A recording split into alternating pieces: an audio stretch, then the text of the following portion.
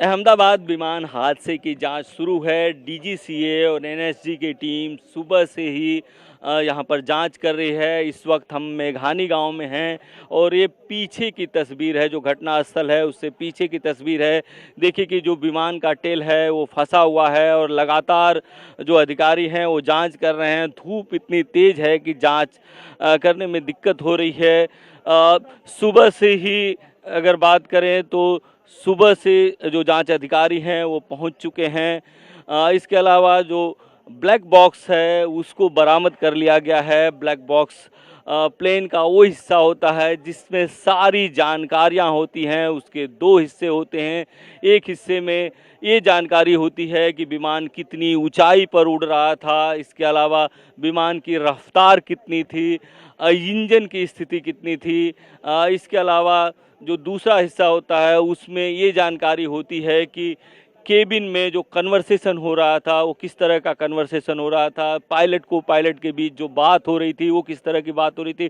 देखिए कि जो विमान का टेल का हिस्सा है उसको अभी भी निकाला नहीं जा सका है, उसको निकालने की कोशिश चल रही है। ये मेस की छत है जो पूरी तरह से क्षतिग्रस्त हो गई है। उस वक्त बताया जाता है कि जो मेडिकल के स्टूडेंट हैं वो खाना खा रहे थे, कुछ लोग नाश्ता कर रहे थे, तभी ये हादसा हुआ।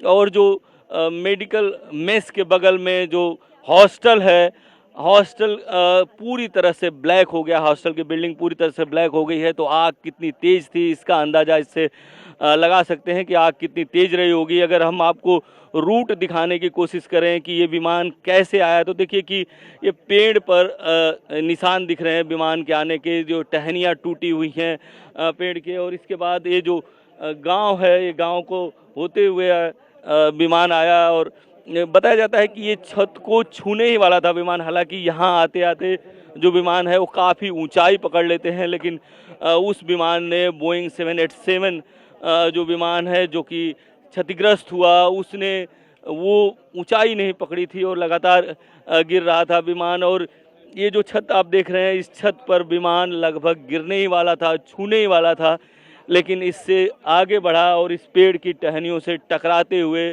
सीधे विमान दुर्घटनाग्रस्त हो गया, जिसमें 296 लोगों की जान चली गई। और देखिए कि जो रेस्क्यू ऑपरेशन है उसका काम पूरा हो चुका है, लेकिन अभी भी जो जांच की प्रक्रिया है वो तेज है। जो जांच के अधिकारी हैं, जांच अधिकारी हैं, वो सुबह से जांच कर रहे हैं। एटीएस के, गुजरात एटीएस के जो लोग हैं वो लगातार 2 दिनों से यहाँ पर जांच में सहयोग कर रहे हैं।